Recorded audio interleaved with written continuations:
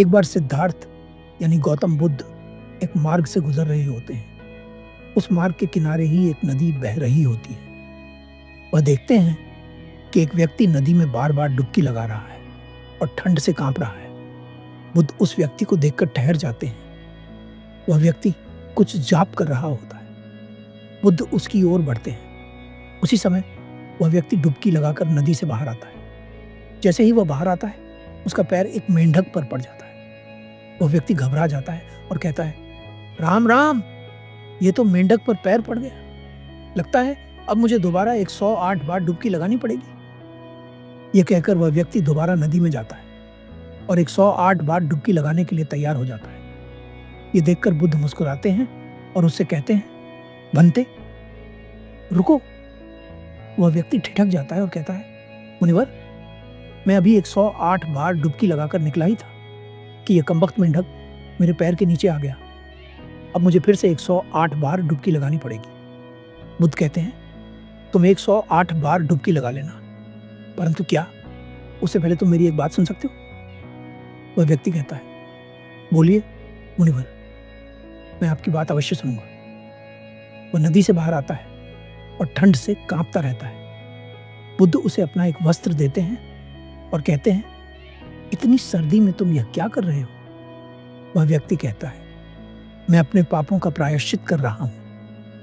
बुद्ध मुस्कुराते हैं और कहते हैं, यदि तुम्हें लगता है कि 108 बार डुबकी लगाने से तुम्हारा तप पूरा हो जाएगा, तो जब तुमने 108 बार डुबकी लगा ली थी तो फिर दोबारा क्यों जा रहे हो?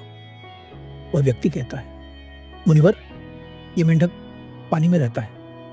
बुद्ध हंसते हैं और कहते हैं, जब तुम मानते हो कि 108 बार डुबकी लगाने से तुम्हारा तप पूरा हो सकता है, तो यह मेंढक तो हर समय पानी में ही रहता है। उसने कितने तप पूरे कर लिए होंगे? फिर बुद्ध आगे कहते हैं, जब तुम यह मानते हो कि यह जल पवित्र है, तो यह मेंढक जो सदा जल में रहता है कितना पवित्र होगा? और तुम कहते हो कि इसका स्पर्श तुम्हें अपवित्र करता है। यह कैसे संभव हो सकता है? यह सुनकर उस व्यक्ति की आंखों में आंसू आ जाते हैं। वह हाथ जोड़कर बुद्ध के चरणों में गिर पड़ता है और कहता है, इतनी छोटी सी बात मैंने कभी नहीं सोची थी। आपने मेरी आंखें खोल दी, मुनिवर। बुद्ध मुस्कुराते हैं और कहते हैं, मैं कोई देवता नहीं हूं, नहीं मैं तुमसे अलग हूं। तुम में और मुझ में बस एक छोटा सा अंतर है। तुम सोए हुए हो और मैं जाग चुका हूं। यदि तुम चाहो तो तुम भी जाग सकते हो। हम भी अपने जीवन में इसी प्रकार की कई गलतियां करते हैं। हम स्वयं को ही कोसते रहते हैं और खुद को गलत साबित करते हैं। आशा है कि बुद्ध के जीवन की इस छोटी सी घटना से आपको एक बड़ी सीख मिली होगी। धन्यवाद।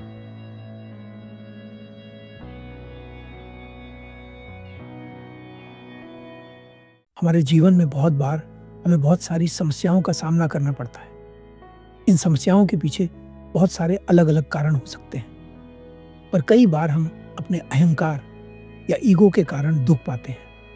हम इतनी छोटी सी बात समझ नहीं पाते कि अहंकार या ईगो सिर्फ हमारी सोच है। जो लोग अहंकार को अपनी सोच से कुछ ज्यादा मानते हैं, उन्हें मैं गौतम बुद्ध के जीवन की इस छोटी सी कहानी के द्वारा समझाना चाहूंगा।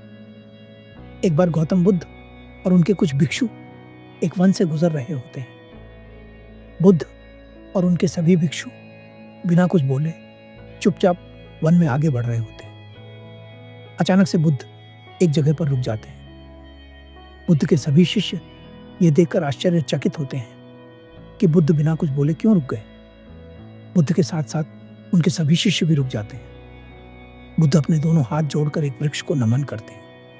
ये देखकर बुद्ध के सभी शिष्य बहुत आश्चर्यचकित होते हैं और मन ही मन सोचते हैं कि बुद्ध जैसा महान व्यक्ति भला इस वृक्ष को नमन क्यों कर रहा है।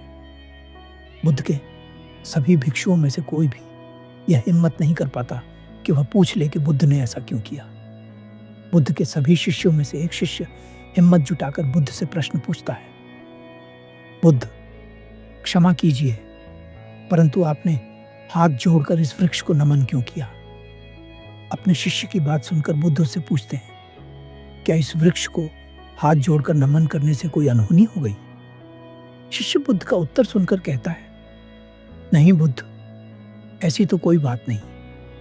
पर मुझे यह देखकर बहुत हैरानी हुई कि आप जैसा महान व्यक्ति, जिसे देखकर बड़े से बड़ा राजा भी हाथ जोड़कर नमन करता है, वह महान व्यक्ति इस साधारण से वृक्ष को हाथ जोड़कर नमन क्यों कर रहा है? वह वृक्ष न तो आपकी बात का जवाब दे सकता है और न ही आपके नमन करने पर प्रसन्नता व्यक्त कर सकता है।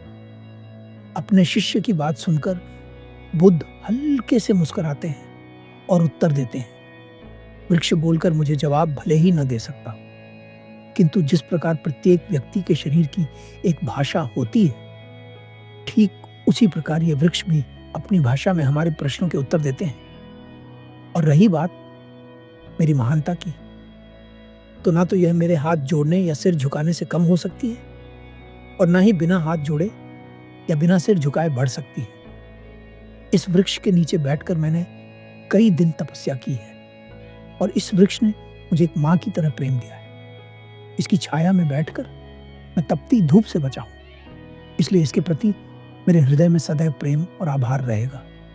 हम अपने अहंकार के कारण सामने वाले को अपने से छोटा या बड़ा समझते हैं, जबकि वास्तविकता तो सिर्फ इतनी है कि जो जीवन तुम्हारे और मेरे भीतर है, वही जीवन इन सभी वृक्षों और सभी जीवों के भीतर भी है। अहंकार मनुष्य को अंधा कर देता है, जिसके कारण वह वास्तविकता को देख नहीं पाता।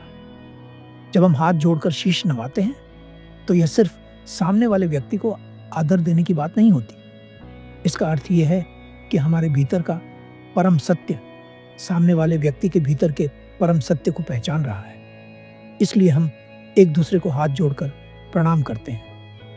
बुद्ध के सभी शिष्य उनसे पूछते हैं, परंतु बुद्ध, हम ये जानना चाहते हैं कि यह अहंकार हमारे भीतर पैदा कैसे होता है। बुद्ध कहते हैं, जैसे जैसे हम चीजों को अपने साथ जोड़ते चले जाते हैं, वैसे वैसे हमारे भीतर अहंकार बढ़ने लगता है। जबकि वास्तविकता तो यह है कि हम चाहकर भी किसी चीज को अपने आप से जोड़ नहीं सकते। बस ये भ्रम पाल सकते हैं कि यह चीज मेरी है, और इसी भ्रम के कारण अहंकार पैदा होता है।